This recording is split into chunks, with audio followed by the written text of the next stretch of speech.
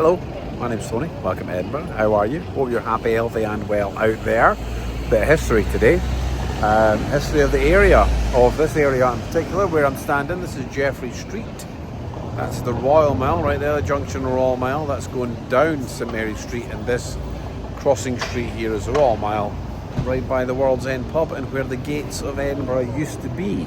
Now, I recently found out, I fell down one of my old rabbit holes in research, and it happens every now and again, that the layout here used to be very different, which makes complete sense because this is very new as the city was expanded and things. However, here we go, you ready?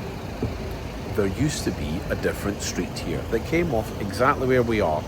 The Jeffrey Street goes round here and then it turns immediately after just where my hand is there. That's the end of the building, then the street goes round that way, curves down, and it used to be just one street from here and straight across the valley was a valley. Now it's Waverley train station. We'll go around and I'll show you in a minute, but there used to be one direct street from here, from the gates of Edinburgh all the way down to Leith, more specifically all the way down to the docks. So anything that arrived down there used to come up Leith Walk, down Colton Road, and then onto what was called Leith Wynd, which led all the way up to here. Now, I've managed to find it on a map. Here it is on a map. Pictures not so much so. I have, however, found this one picture. And there was, some of it was not the nicest of areas. You can see by the buildings as well, especially what was on the Royal Mile at the time as well. Quite slum housing and things like that as well. Went past the old Trinity Apse Church, which I've done in another video before. So let's have a look at where it used to be. So it came off here. This is the Royal Mile. Gates to the city was here. Canongate wasn't part of Edinburgh. Was there, but wasn't part of Edinburgh. And this here used to just go straight. So let's go down and have a look. So here we are, already at the end of the building. If I turn around just to show you, that's literally where I was, just there. So, instead of Edinburgh Gin and whatever else is there, the arches underneath and then straight onto the train station, it actually was a road that went exactly that way. Can you just see that little arch just there, just poking out right there? That is where it went to. So here we are, I'm crossing the road. You can see that now the road turns around that way, but it didn't do that. It went this way.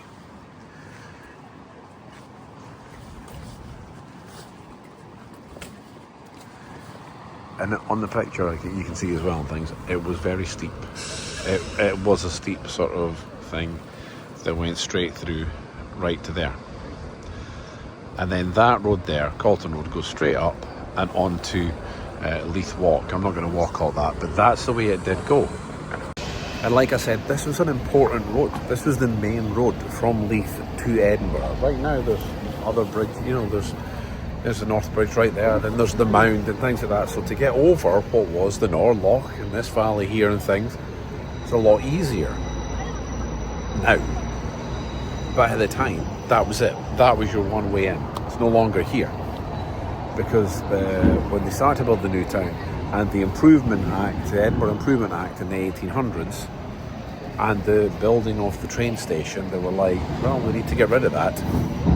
So they did. So it got knocked down and got built over. However, this is where it ties in with modern history. We're kind of the late 1800s now. I don't have an exact date in my head, I'm sorry. It was got rid of, train station was built, but they said to the people with the train station, British Rail, this is an important historic trading route. You need to keep it going in one form or another. There needs to be something that's still there. So they built a bridge from here. First up, you need to understand the geography of where we are. So, Jeffrey Street here was designed to come round and curve because of how steep this is. You can see the road here, it obviously probably came down at a sharper angle straight away, and went down to there, straight down. You know, it would have been quite a steep angle, truthfully. So Jeffrey Street was built here to be a far more gentle gradient down, and then Market Street is straight across. Market Street goes down, and designed to be a more gentler way to get down to there. Anyway, and underneath here are the arches, the bridges of the arches. That's a whole different thing. That's a different story in itself. So when they designed that, they were like, well, you still need to figure out a way to go straight across. They built the Jeffrey Street Bridge, which was a footpath bridge. It was a walking bridge. It went from here, Jeffrey Street, straight over to where Leith Wind joined on to Calton Road, where it used to, which is there, right there. And now all that's left is remnants, because as you can see, it's gone. This was an act of Parliament that said you need to build it.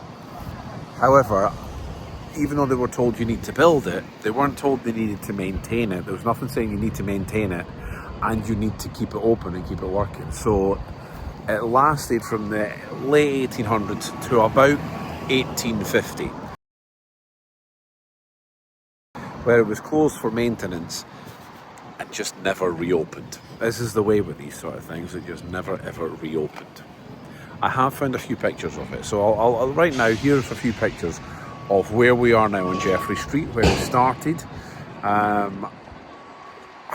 I've got a picture somewhere from looking at Calton Hill, looking down here where you can see some of the bridge, and also where it used to come down at the other side of the bridge as well, when it came down joining onto Calton Road. See the beautiful pictures of all these old black and white pictures. Some of the what's the word? What's the word? It's not the picture, the HD of it. You know, the older pictures, the beautiful images, you know what I mean? Anyway, it's not HD, but you know what I mean. It went straight across. Nowadays, all we can do is try to find the bits that remain, which is not a lot. So, starting from looking at the train station, there's one obvious bit that stands out. It's very different, right in the right place. So if we look at Waverley train station here, it went over the roof. And I want you to all look at the roof right now and tell me what's different. That line right there. That's it. That was where it went. Now I'm guessing that's reminiscent of fortification, structural fortification, make it stronger for a bridge to go over the top of it. There's other bits being got rid of, but visually that's the only thing that stands out as the route of where it was over the top of the bridge. However, on this side of the bridge, or their lack thereof, there is a couple other telltale signs. So let's go have a look. So here on Jeffrey Street, look at this picture. This is where it started. See that? It comes up off the bridge, right off and straight across. Obviously, the railings are still here. Here they are, they were there. Then there was a gap. So to fill that, you'd have to put new railings in. And it's quite obvious where they've added the new railings. So here we are, historic railings. Tell me when you see a difference.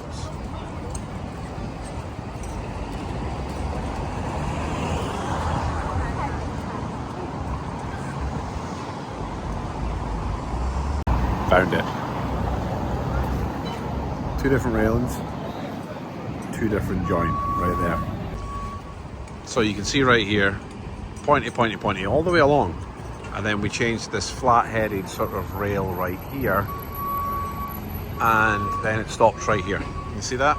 See, there's another join, and now it changes as well. And if that wasn't enough, if we look at the stonework down here, you can see this is almost this gentle hint of red sandstone right at the same rail. The stone changes here, right up to there as well, and where the stone changes, there's a rail. So here's our entrance to the old Jeffrey Street Bridge. Here's our entrance. So we've got our entrance, we've got our different coloured roof directly in front of us now. And if we go back to that picture, we can see there was a structure holding it up. So now, let's look down and look at the wall. You see how the wall's different here? It comes along, goes up, goes down, and then back along. That was the what's the word? Pillar? Structure? Joist? I don't know what you want to call it. Something like that. And you can see on the top, let me zoom in a bit. You can see on the top, there's still some remnants of joins right there where that was. So on this side, that is our only reference back to where it used to be. If we want to see any more, we need to go to the opposite side of the train station. So let's head there right now. Okay, inside the train station here, and I can't see anything from here, but if we go out the other side, this is where we start to see a couple of last minute remnants. First of all, these steps here where we're coming this way, that's not the way you went.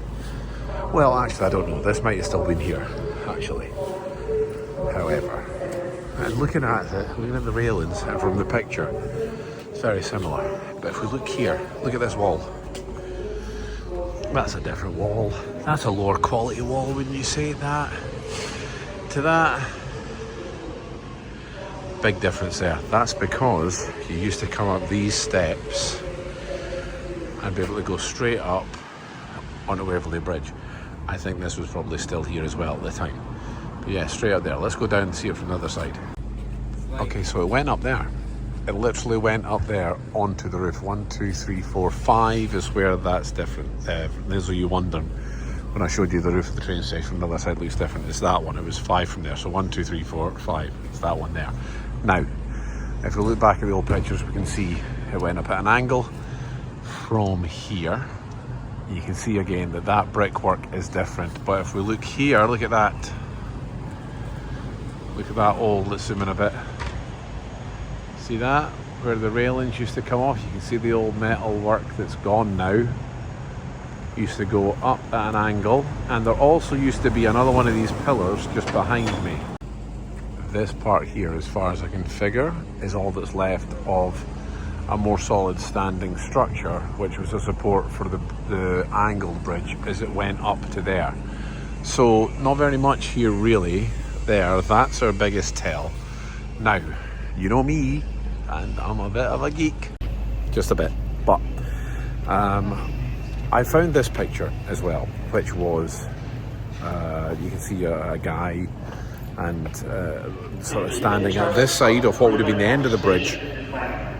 And you can see that bridge behind me in the picture. So it looked like there was a nice entrance. I didn't know when they took that down. I mean, it was 1950 that they closed the bridge.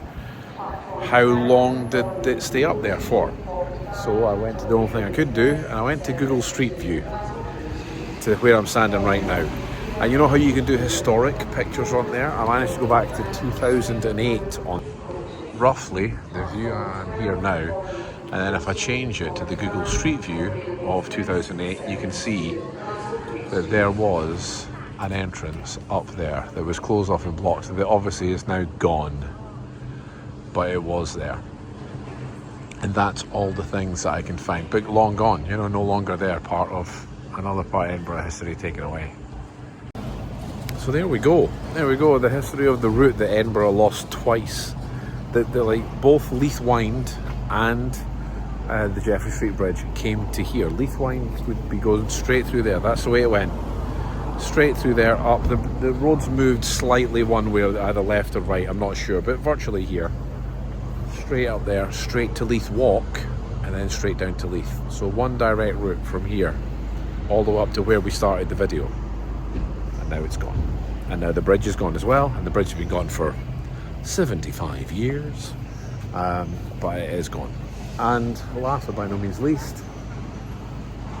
that bit up there went in 2008, maybe after, maybe a little bit later. I don't know when they refurbished it, but the last I can see is 2008, but we can guess round about then.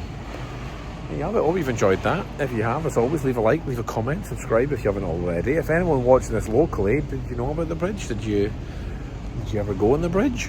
Someone commented, because I did this as a short as well, someone commented that apparently the bridge had a bit of a reputation for muggers. No surprise there, really. However, I do think it would have been, it should have been saved in one way. I think, one, it's historic, the route was historic, and two, it would be very handy to have a more direct route from that part of Edinburgh over to here. Anyway, hope you've enjoyed that. Become a patron, please. Till next time.